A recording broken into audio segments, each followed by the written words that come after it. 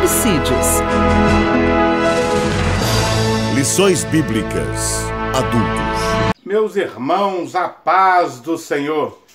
Estamos de volta para mais um subsídio da Escola Bíblica Dominical. E nesse nós vamos falar sobre exortações finais na grande maratona da fé, ou na grande corrida da fé. É a lição de número 12, 25 de março de 2018. Aliás, a última lição desse trimestre. Graças ao nome do Senhor, nós chegamos ao final desse trimestre, desse primeiro trimestre, e eu quero louvar a Deus pela sua vida, pelo carinho que você tem tido pelo canal Mensagem de Fé e Esperança, por estar acompanhando aí os subsídios que sempre colocamos aí nos finais de semana. Muito obrigado a você também por deixar o seu joinha, o seu like, o seu gostei. Também comentar os nossos assuntos que nós colocamos aí no canal Mensagem de Fé e Esperança. Que Deus continue abençoando você maravilhosamente. Se você não é inscrito no canal Mensagem de Fé e Esperança, se inscreva aí.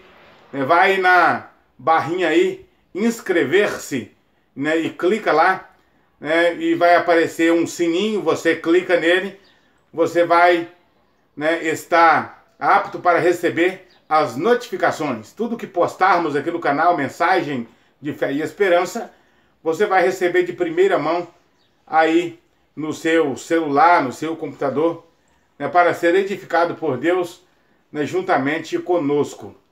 O canal Mensagem de Fé e Esperança tem como propósito especial trazer a você uma mensagem da Palavra de Deus. Trazer a você um conteúdo que te ajude a melhor preparar a sua lição bíblica para ministrar para os seus alunos no próximo domingo. Portanto, que Deus continue abençoando você de maneira maravilhosa. Você professor, você superintendente da Escola Bíblica Dominical, ou mesmo aluno da EBD, que a graça do Senhor Jesus esteja sobre a sua vida de maneira maravilhosa. Pois bem, o nosso texto áureo está no capítulo 12 e o versículo 1 que diz assim: portanto nós também, pois, que estamos rodeados de uma tão grande nuvem de testemunhas, deixemos todo embaraço e o pecado que tão de perto nos rodeia, e corramos com paciência a carreira que nos está proposta. A nossa verdade prática diz: assim como um atleta, o cristão deve correr a grande maratona da fé. Ou assim como um atleta, o cristão corre a grande maratona da fé. A nossa leitura bíblica em classe está em Hebreus, no capítulo 12, versículos de 1 a 8, depois o capítulo 13, versículos do 15 ao 18. Então, o capítulo 12 de Hebreus, versículos 1 de 1 a 8, e o capítulo 13, versículos do 15 ao 18. Nós não vamos ler para nós ganharmos tempo no nosso conteúdo. Apesar de que hoje nós temos apenas 2 pontos, a nossa lição é relativamente curta, relativamente breve. Então, nós não vamos nos alongar tanto como nas demais. Mesmo assim, não vamos ler a nossa leitura bíblica em classe para nos atermos apenas dentro do conteúdo que está proposto pelo nosso comentador. Diga-se de passagem que o nosso comentador, José Gonçalves, ele explorou a carta aos Hebreus ao máximo. Ele fez de tudo que ele podia para explorar esse conteúdo, para colocar ao alcance de cada um de nós um conteúdo que edificasse a nossa vida. Então, no nosso primeiro ponto aí, nós vamos falar sobre a corrida proposta, ou a maratona proposta. É bom dizer de antemão que a vida cristã é uma jornada. A vida cristã é uma corrida. A vida cristã é uma maratona. Não é uma maratona onde quem ganha é quem chega primeiro. Não é uma maratona onde quem ganha, quem vence, é quem chega em primeiro lugar. A maratona é uma proposta para todos os cristãos. Todos nós podemos chegar. Não podemos chegar em primeiro ou segundo lugar. Não tem primeiro e segundo lugar na vida cristã. Tem vencedores. Paulo diz, porque nós somos mais do que vencedores por aquele que nos amou. Nós somos mais do que vencedores. Mais do que vencedores porque nós não chegamos sozinhos. Nós não temos que vencer o nosso irmão. Nós não temos adversário para vencer, no sentido humano. Uma pessoa que está na nossa frente, que a gente tem que tirá-la para passar na frente dela. Não, nós não temos. Nós temos que chegar junto. A grande obra é crescer junto. Já dizia a campanha política de um prefeito da nossa cidade. A grande obra é crescer junto. Na vida cristã também é assim. A grande obra é crescer junto. É a maratona da fé, onde todos precisam chegar, onde todos precisam desenvolver.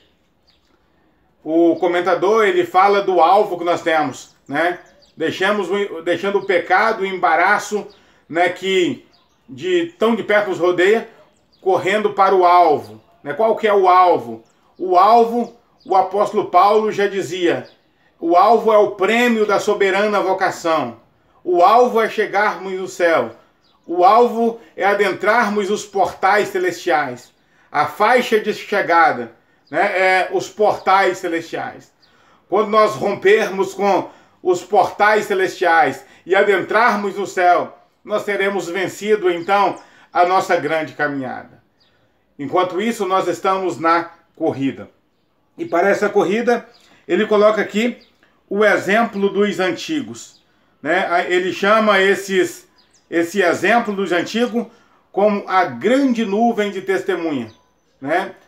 Ele diz, portanto, nós que estamos rodeados de uma tão grande nuvem de testemunha. Há algum tempo atrás, os irmãos mais incautos, menos favorecidos teologicamente, desprovido desse conhecimento, eles pensavam que a nuvem de testemunha é o mundo. Eles diziam, irmão, nós temos que correr a nossa corrida espiritual, porque o mundo está nos observando. Sim, o mundo está nos observando. Essa é uma verdade.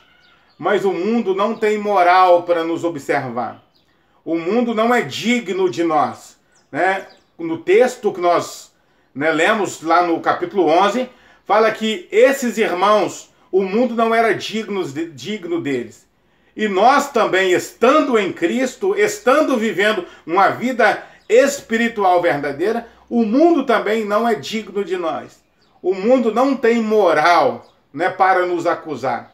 Então a nuvem de testemunha que está nos rodeando e nos observando é os heróis da fé.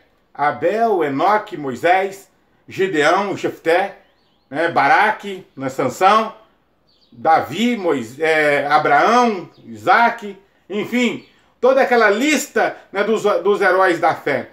Eles são, sim, a nossa grande nuvem de testemunha. Aqueles que estão nos observando. Eles correram bem, tão bem que correram que foram colocados como exemplo. Eles estão na arquibancada, na galeria, torcendo pela nossa corrida também. Dizendo que é possível vencer, porque eles venceram, eles foram vencedores. Em tempos em que eles não tinham os recursos como nós temos, eles não tinham escola de teologia como nós temos hoje, eles não tinham academias de letras como nós temos hoje, mas eles tinham uma fé no Todo-Poderoso. Eles acreditavam no invisível, eles acreditavam no Deus que falava para eles. Eles acreditavam. Portanto, eles são a nossa grande nuvem de testemunho. Então nós temos o exemplo dos heróis da fé E nós também temos o exemplo de Jesus no item 2, né? O escritor diz, olhando para Jesus, o autor e consumador da fé, né? Olhando para Jesus. Eu gosto de dizer que o maior fracasso da humanidade é não olhar para Jesus. O maior fracasso da humanidade é não olhar para Jesus. O maior fracasso da humanidade não é as drogas. O maior fracasso da humanidade não é a bebida alcoólica. O maior fracasso da humanidade não é a facilidade de comprar armas de fogo. O maior fracasso da humanidade não é ter nascido na favela. O maior fracasso da humanidade não é ter nascido em um berço ou em um lar pobre. O maior fracasso da humanidade é não olhar para Jesus. Quando o homem olha para Jesus, por maior pecador que ele seja, por mais vícios que ele tenha, ele é liberto dos seus pecados. Né? Por mais vícios, por mais manhas, por mais barda, né, que essa pessoa tenha, ele é liberto e ele pode conseguir viver uma vida vitoriosa. Olhar para Jesus. E eu tenho um exemplo muito bom disso, é o exemplo de Pedro. Pedro, ele está indo em direção a Jesus, né, sobre o mar, e de repente ele tira o olhar de Jesus e coloca o seu olhar nas ondas, coloca o seu olho nas ondas. Ele deixa de mirar para Jesus e mira para as ondas. Quando ele deixa de olhar para Jesus e olha para as ondas, a Bíblia diz, e sentindo o vento forte, teve medo. Foi o momento em que ele deixou de olhar para Jesus. Jesus é o nosso exemplo de fé. Olhando para Jesus, o autor e consumador da fé. Porque aqueles irmãos do Antigo Testamento, eles também olharam para Jesus, né? Jesus, ele chega a dizer, Abraão viu os meus dias e se alegrou. Abraão viu os meus dias e se alegrou. Abraão, pela fé, ele viu Jesus. Moisés, pela fé, ele avistou Jesus. Quando ele chega a dizer, Deus suscitará um profeta como eu, a ele em tudo ouvireis. Os profetas avistaram Jesus pela fé, não com os olhos, né, como ouviram os nossos irmãos do Novo Testamento, não como ouviram os olhos daquela primeira comunidade, mas eles viram com os olhos da fé, olhando para Jesus. Jesus é a nossa maior referência, ou a nossa referência, né, de carreira, né, de maratona. E nós temos também o exemplo da igreja, né? O exemplo da igreja, a visão do autor em relação aos seus companheiros de caminhada é a mais realista possível. Ele não nega em nenhum momento desconhecer a realidade pelos qual os cristãos estão passando. Qual é a realidade dos cristãos? Realidade de sofrimento, né? Aqui nós temos o exemplo também dos nossos irmãos, não apenas dos irmãos do Antigo Testamento, mas os nossos irmãos, aqueles irmãos que viveram antes de nós, né? Irmãos que passaram as mesmas atrocidades, os mesmos sofrimentos que nós. O sofrimento, ele é pedagógico. O sofrimento, ele não é para nos detonar. O sofrimento não é para nos fazer esmorecer, desanimar. Não. O sofrimento é para aperfeiçoar a nossa fé. Nós temos muitos irmãos que sofreram antes de nós. Antes de nós, muitos irmãos já trilharam esse caminho, já passaram por essa caminhada. Irmãos que morreram nas covas dos leões. É bem verdade que alguns dos nossos irmãos foram jogados na cova dos leões e fizeram dos leões famintos travesseiro, né, como foi no caso de Daniel. Mas não foram todos que tiveram o mesmo milagre que Daniel teve. Muitos dos nossos irmãos foram estraçalhados nas covas dos leões. Muitos dos nossos irmãos foram trucidados a espadas de covardes nas arenas, né, com os gladiadores, com os soldados bárbaros, né, que eram colocados para matar os cristãos a custo de nada. Mas esses cristãos, eles também são exemplos para nós. Tertuliano, um dos pais da igreja, já dizia: o sangue dos cristãos é a semente do evangelho. Quanto mais os cristãos morriam nas arenas, né, quanto mais os cristãos morriam nas covas de leões, quanto mais os cristãos morriam arrastados pelos cabelos ou em cauda de animais, mais o evangelho crescia. A fé desses irmãos é exemplo motivador para a nossa corrida. Quando você pensar que você está sofrendo muito, olha para trás e você vai ver, né, que os heróis da fé sofreram mais do que você. Você vai ver que Jesus sofreu muito mais do que você. E você vai ver também que muitos dos nossos irmãos sofreram muito mais do que você. Foram arrastados, cuspidos, foram traídos, foram cerrados ao meio, sofreram muito mais do que nós. Viveram correndo, entrando em cavernas, né, para se escapar, mas a Bíblia diz que da fraqueza tiraram força, e na batalha se esforçaram, e colocaram o exército, né, do inimigo para correr. Né? Muitos deles colocaram o exército do inimigo para correr, não porque venceram o exército, mas porque aparentemente foram vencidos, né? Foram vencidos, foram mortos, mas mesmo assim o exército teve que recuar.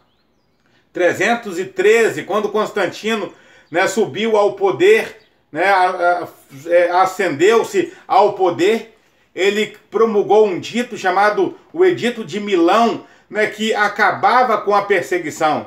Sabe por quê? Porque os cristãos, eles não recuaram. Eles iam até as últimas consequências. Dá-se o que desse. Eles iam até as últimas consequências.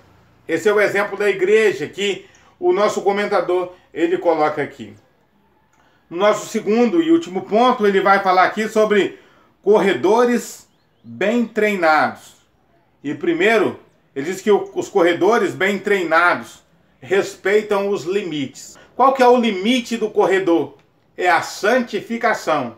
Né? Santidade convém à casa de Deus. Né? Quando ele fala da santificação, né? Sem a santificação ninguém verá o Senhor.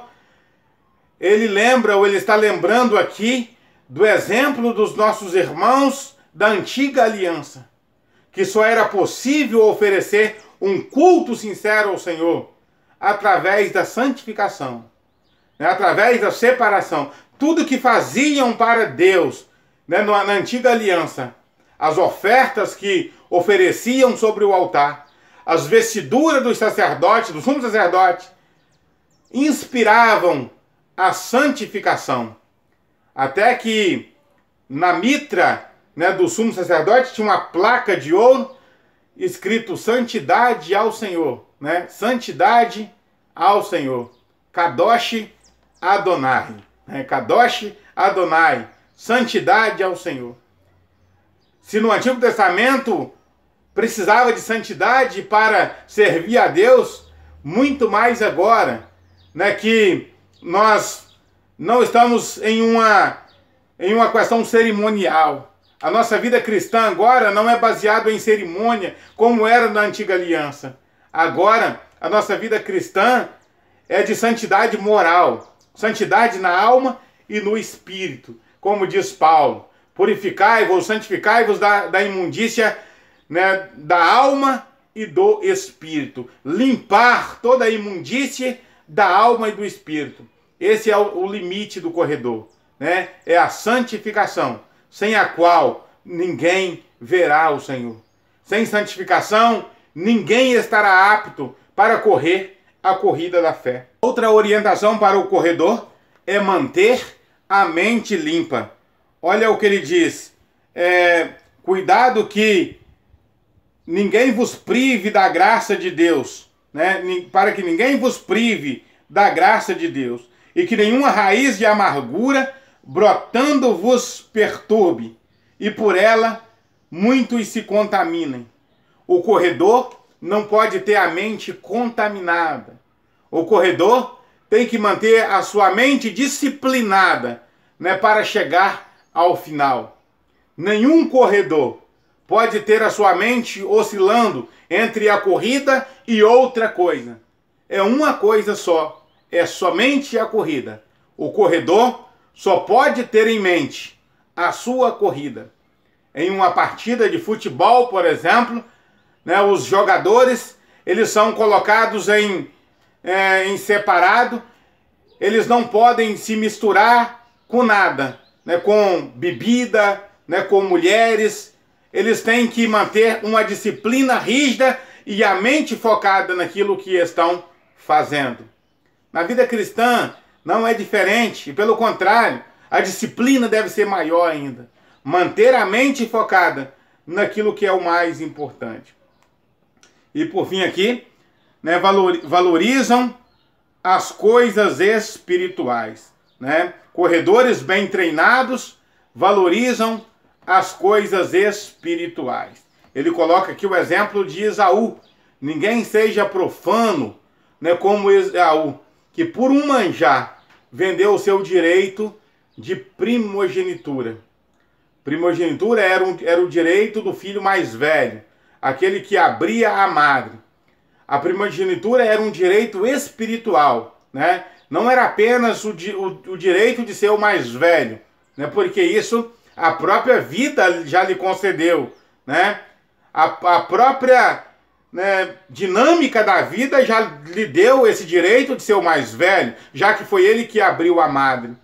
Mas o primogênito, além, né, desse direito natural da vida, ele era consagrado ao Senhor. Né? O primogênito, ele recebia uma dádiva especial do Senhor. Esaú, né, por não valorizar as coisas espirituais, a sua mente era voltada para as coisas da terra, ele vendeu a sua primogenitura para Jacó. Um dia, quando, né, Jacó, ele está com um prato de lentilhas, ele chega da caça, né, uma caça mal sucedida, não tinha pegado nada, e ele fala para Jacó, dá-me desse guisado. E Jacó propõe-lhe uma troca. E ele pergunta, de que me vale a primogenitura se eu já estou a ponto de morrer? E a Bíblia diz que ali, naquele momento, naquele dia, ele vendeu a sua primogenitura.